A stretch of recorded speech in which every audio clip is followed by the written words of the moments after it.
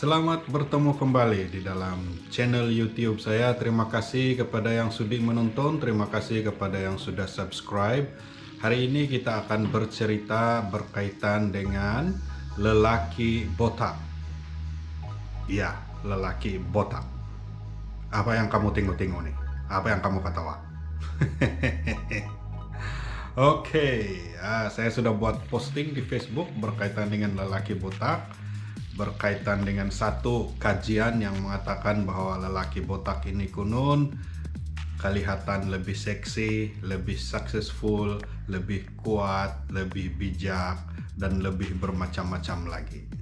Oke, pertama sekali kita kena paham bahwa kajian itu adalah kajian yang dipanggil sebagai human perception ataupun persepsi manusia. Dia bukanlah kajian yang sebenarnya mengetahui sama ada betul-betulkah lelaki itu pintar atau bijak atau kuat dan sebagainya. Kajian tersebut bertanya kepada beberapa responden apakah anggapan mereka terhadap lelaki yang botak. Dan demikianlah mereka dapati bahwa kebanyakan orang beranggapan bahwa lelaki yang botak ini seksi, kuat, bijak, successful, dan sebagainya. Hanya anggapan manusia dan bukannya sesuatu yang fakta kepada botak tersebut. Itu kita mesti bezakan. Itu sebabnya kajian-kajian ini kita perlu kena faham dan kena tahu. Sengaja saya tidak hurai kajian tersebut dengan lebih lanjut karena saya mau kamu tonton video ini supaya kamu paham. Oke? Jadi bila ada posting, ada kajian dikatakan demikian dan demikian, jangan percaya bulat-bulat.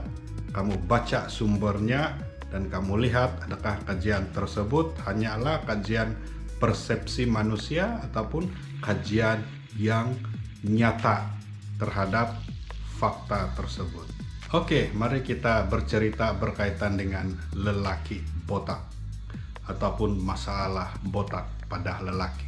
Soalan yang paling utama perlu kita fahami adalah adakah keadaan botak ini membahayakan kesehatan lelaki tersebut ataupun tidak. Oke, pertama sekali kita ketahui, kita kena tahu bahwa masalah botak ini adalah perkara yang cukup biasa bagi kebanyakan lelaki yang sudah berumur antara 40 hingga 50 tahun ke atas. Bahkan hampir setengah ataupun sekitar 50% lelaki yang berumur sekitar 50 tahun adalah botak. Jadi ini adalah suatu perkara yang biasa, tidak ada yang menghairankan kita bilang.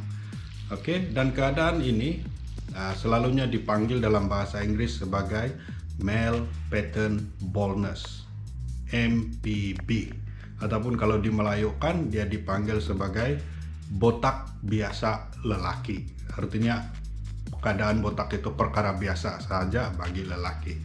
Male pattern baldness atau botak biasa lelaki, atau yang lebih canggih namanya dipanggil sebagai androgenetic alopecia ataupun androgenic alopecia, EE.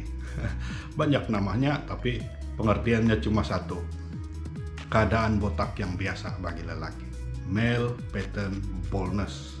Oke, dan kita perlu tahu apakah penyebab kepada male pattern baldness ini ataupun botak yang biasanya menyerang lelaki.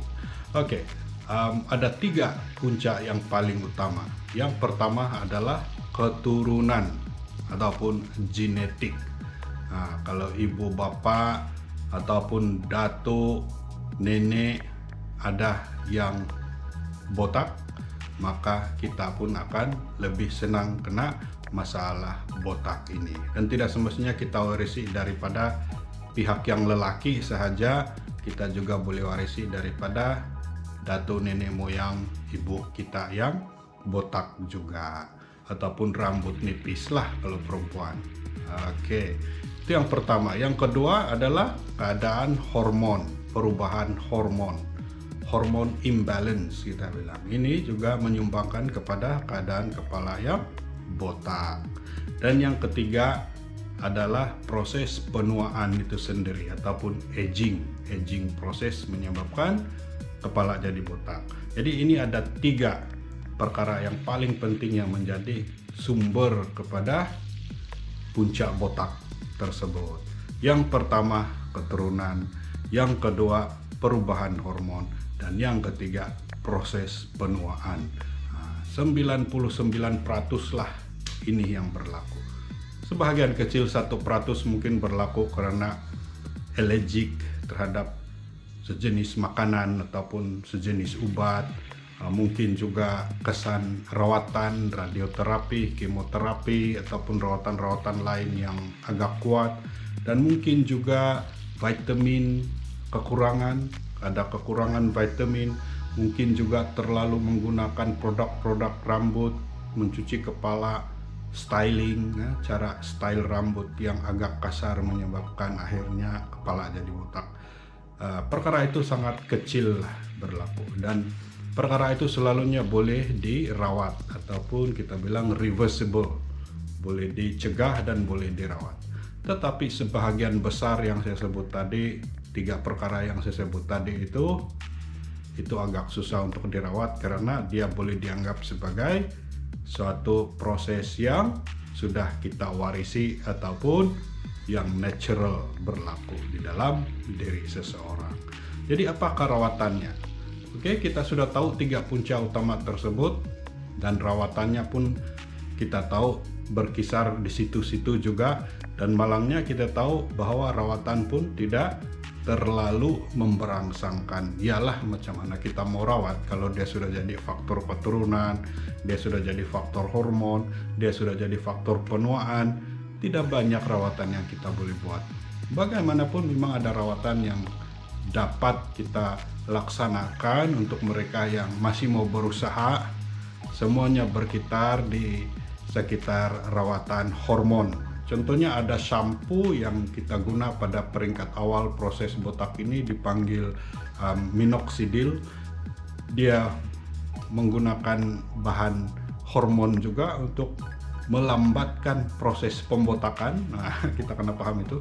Dia cuma melambatkan proses pembotakan, bukan dia mencegah. Saat ini belum ada yang dapat mencegah. Jadi kita guna shampoo itulah untuk mau kasih kurang proses pembotakan itu. Shampoo minoxidil namanya. Tidak berkesan. Dulu saya pernah try.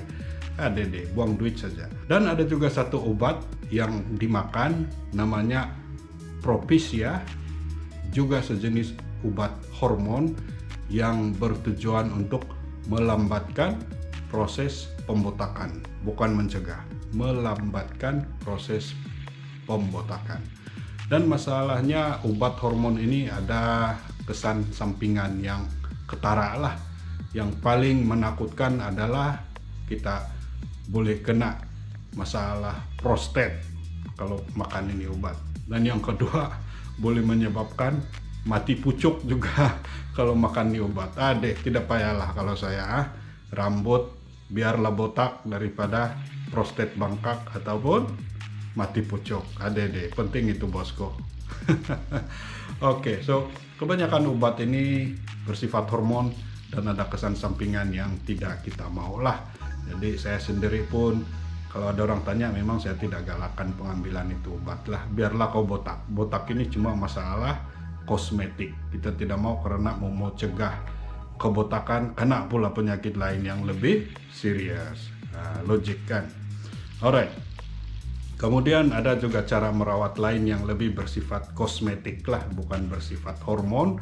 Contohnya tanam rambut, hair transplant. Nah, ini boleh dilaksanakan, memang agak mahal dan agak sakit. Dia ambil rambut dari kawasan lain, soalnya dari kawasan belakang, pergi tanam pergi depan lah. Sebab kebanyakan orang rambut masih ada di belakang, jadi dia cabut yang di belakang ini kasih tanam pergi depan. Sama juga proses yang agak sukar dan proses yang kurang berkesan dan cuma melambatkan proses pembotakan saja. Karena rambut yang ditanam pun akhirnya akan gugur juga di hari-hari mendatang. Dan ada juga kita bilang ini hair transplant yang guna rambut palsu atau guna lebih kurang macam plastik lah, kasih tanam di kepala. Nah, ada itu juga, sama juga sakit, mahal, dan tidak berkesan juga. Semuanya hanya bertujuan untuk melambatkan proses botak tersebut. Oke, dan ada juga proses yang kita panggil sebagai rambut palsu yang dikasih malakat ataupun wig. Rambut palsu yang dikasih melekat ini banyaklah di pasaran.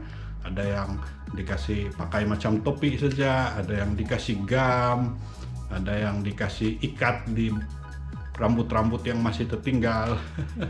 Bermacam-macam cara dipanggil rambut palsu ataupun wig juga. Semua ini pun ada, semuanya untuk tujuan kosmetik sahaja, dan tidak ada yang boleh dipanggil sebagai rawatan yang berkekalan.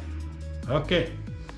So itu rawatan-rawatan dia. Rawatan-rawatan lain yang disarankan seperti herbal lah, vitamin lah, minyak sapu lah, itu ini dan sebagainya.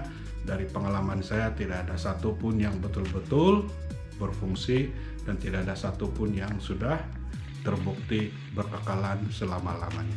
Kebanyakannya hanyalah satu rawatan psikologi ataupun satu rawatan sementara, hanya untuk melambatkan proses pembotakan.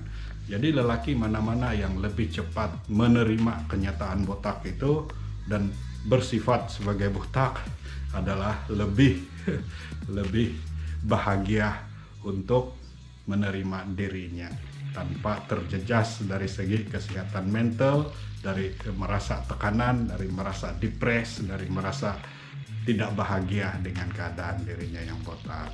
Oke, itu saranan saya. Lebih baik kita terima dari awal dan kita jalankan hidup seperti biasa sebagai orang yang tiada rambut. Oke, soalan yang paling penting yang saya sudah kemukakan awal tadi adalah, adakah bahayanya botak ini?